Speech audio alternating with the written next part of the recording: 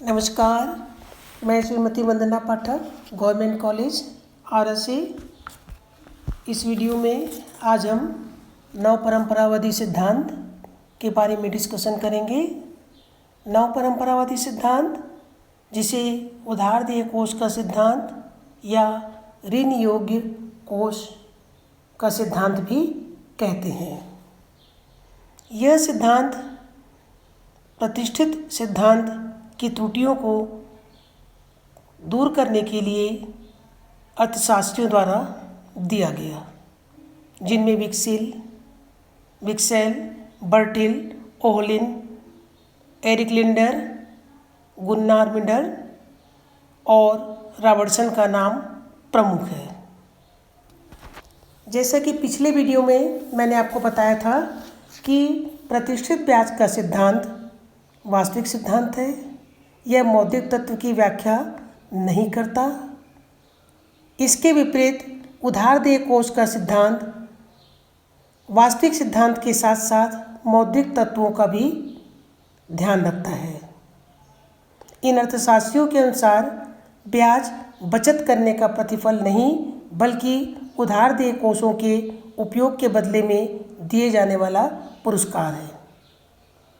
इस सिद्धांत के अनुसार ब्याज की दर का निर्धारण वहाँ होता है जहाँ उधार देय कोष की मांग और पूर्ति दोनों बराबर होती है। जैसे कि आपको मैंने बताया कि यह सिद्धांत ब्याज की दर को निर्धारित करते समय मौद्रिक एवं वास्तविक दोनों तत्वों को ध्यान में रखता है। मौद्रिक तत्वों में इसमें मुद्रा का संचय, बैंक साख, और वास्तविक तत्वों में प्रतीक्षा, उत्पादकता और बचत, इन तीनों को ध्यान में रखता है। इसके पश्चात हम देखेंगे कि उधार देय कोष की मांग क्या है, उधार देय कोष की पूर्ति क्या है, उधार देय कोष के अंतर्गत ब्याज का निर्धारण किस प्रकार से होता है। तो उधार देय कोष की मांग जो है वो देखेंगे कि किन क्षेत्रों द्वारा की जाती है, क्यों की जाती है और इसका ब्याज के साथ किस प्रकार का संबंध है। तो हम ये देखेंगे कि उधार देय कोष की मांग विनियोग के लिए की जाती है, उपभोक्ता द्वारा की जाती है, संचयन हेतु की जाती है। सबसे पहले हम देखेंगे कि विनियोग के हेतु उधार देय कोष की मांग किसके द्वारा की जाती है। तो विनियोग के लिए उधार देय कोष की मांग फर्मों द्वारा की जाती है, उत्पादक को द्वारा की जाती है और विनियोग के लिए की जाती है। ब्याज की दर और विनियोग के लिए उधार देय कोष की मांग में विपरीत संबंध होता है। जैसा कि चित्र में ये दिया हुआ है कि आई जो है यह विनियोग के लिए उधार देय कोष की मांग को बताता है, जो ऊपर से नीचे की ओर गिरती हुई है। दोनों के बीच ऋणात्मक संबंध है, अर्थात ऊंची ब्याज की दर पर अधिक विनियोग के लिए मांग होगी और नीचे ब्याज की दर पर विनियोग के लिए मांग अधिक होगी। दूसरा जो है उपभोक्ता द्वारा उधार देय कोष की मांग। उपभोक्ता, जैसा कि आप जानते हैं कि बड़ी वस्तु खरीदने के लिए, टिकाऊ वस्तु खरीदने के लिए, जैसे TV, scooty, fridge, AC, car, मकान, इन सब को खरीदने के लिए भी उपभोक्ता ऋण की मांग करते हैं। और उपभोग वस्तु के लिए ऋण की मांग और ब्याज की दर दोनों में उल्टा संबंध होता है, ऋणात्मक संबंध होता है। ऊंची ब्याज की दर पर ऋण की मांग कम होगी और नीची ब्याज की दर पर ऋण की मांग अधिक होगी। इसके बाद है संचयन। कुछ लोग इसलिए भी ऋण की मांग करते हैं कि मुद्रा को नगद रूप में रखना चाहते हैं और ब्याज की दर और नगद के लिए ऋण के मांग के बीच ऋणात्मक संबंध होता है।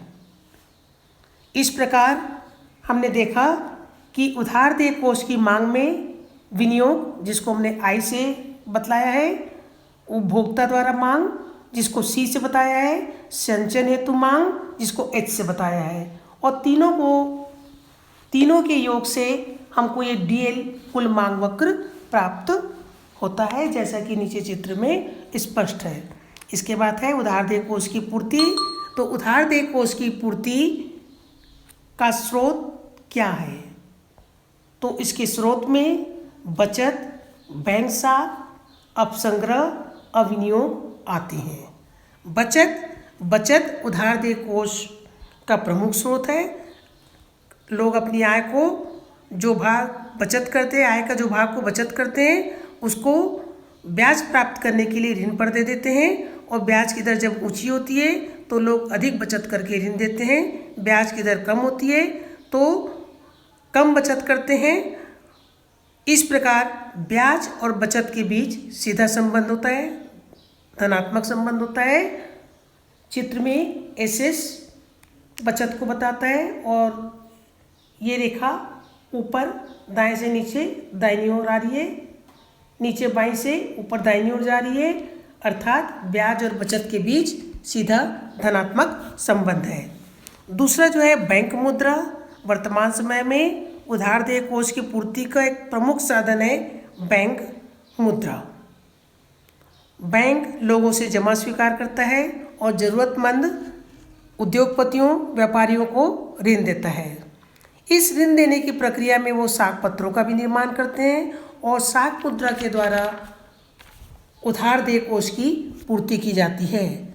सामान्यतः बैंक ब्याज की दरें ऊंची होने पर अधिक साख का सृजन करते हैं। इसके बाद है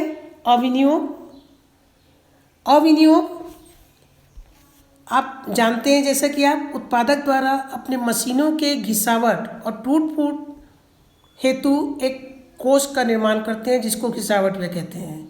और जब ब्याज की दर ऊंची होती है तो लोग इस कोष का प्रयोग मशीनों के प्रतिस्थापन के लिए न करके क्या करते हैं, उसको ऋण देने के लिए करते हैं, और इसे अविनियोग कहते हैं। इससे भी उधारदेय कोष की पूर्ति बढ़ जाती है। ब्याज की दर अविनियोग द्वारा उधारदेय कोष की पूर्ति में भी सीधा संबंध होता है। चित्र में ये आप देखेंगे, ये DI जो है यह अविनियोग को बतलाता है। इसके बाद है अपसंग्रह, जिसे विसंचयन भी कहते हैं। जब ब्याज की दर ऊंची होती है तो लोग अपनी पिछली बचतों से भी ऋण देते हैं, और इस प्रकार ब्याज की दर और विसंचय में भी सीधा संबंध होता है, धनात्मक संबंध होता है। इस प्रकार अर्थव्यवस्था में उधारदेय कोष की पूर्ति बचत, बैंक साख, अविनियोग, विसंचयन के जोड़ से प्राप्त होता है। ब्याज की दर और उधारदेय कोष की पूर्ति में सीधा संबंध होता है। अब है ब्याज की दर का निर्धारण। तो चित्र में देखिए ये जो आपका दिया है डीएल जो है वह हमको कैसे प्राप्त हुआ? डीएल जो हमको प्राप्त हुआ, आई, ये देखिए चित्र में IDSH, इन तीनों के योग से हमको उधारदेय कोष की कुल मांग वक्र प्राप्त होती है। और इसी प्रकार ये देखिए SL जो है वह आपको कैसे प्राप्त हुआ? SL, ये जो चित्र में देखिए बाईं ओर बचत के बाद BM, DH, DI, इनके योग से हमको उधारदेय कोष की कुल पूर्ति वक्र प्राप्त होती है। SL रेखा की ढाल जो है धनात्मक है, जो बताता है ब्याज की दर और उधारदेय कोष की पूर्ति में सीधा संबंध होता है। DL वक्र जो है यह ऋणात्मक है, जो बताता है ब्याज की दर और उधारदेय कोष की मांग में उल्टा संबंध, ऋणात्मक संबंध होता है। दोनों एक दूसरे को E बिंदु पर काटते हैं। E बिंदु साम्य बिंदु है, और इस बिंदु पर उधारदेय कोष की मांग और पूर्ति दोनों बराबर है। M पर देखिए यहाँ पर दोनों बराबर है। इस चित्र में एक चीज़ को और आप ध्यान दीजिए, कि प्रतिष्ठित सिद्धांत और उधारदेय कोष के सिद्धांत के अंतर्गत जो ब्याज की दर में अंतर है वो इसको भी बतला रहे हैं। ये जो n है, n यह बताता है कि प्रतिष्ठित सिद्धांत के अनुसार ब्याज दर का संतुलन कहाँ पर हो रहा है, जहाँ पर ये एस और आई दोनों बराबर है, बचत और विनियोग दोनों बराबर है। लेकिन ये जो आर जो बताता है, आर यह बताता है कि उधारदेय कोष की मांग और पूर्ति यहाँ पर दोनों बराबर है। दोनों का तुलना कीजिए तो ये पता चलेगा कि उधारदेय कोष के अनुसार जो ब्याज की दर का निर्धारण है वह प्रतिष्ठित सिद्धांत के अंतर्गत निर्धारित ब्याज की दर ON से कम है। ये जो सिद्धांत है, जितना मैंने अभी आपको बताया, ये सिद्धांत कुछ मान्यताओं पर आधारित है। उस मान्यता में सबसे पहला मान्यता यह है कि बचत और विनियोग दोनों ही ब्याज सापेक्ष होते हैं, और दूसरा अर्थव्यवस्था में आय का स्तर समान होता है। तीसरा अर्थव्यवस्था में पूर्ण रोजगार की स्थिति होती है। इसी मान्यता पर यह पूरा सिद्धांत आधारित है। यह सिद्धांत भी आलोचना से नहीं बचा।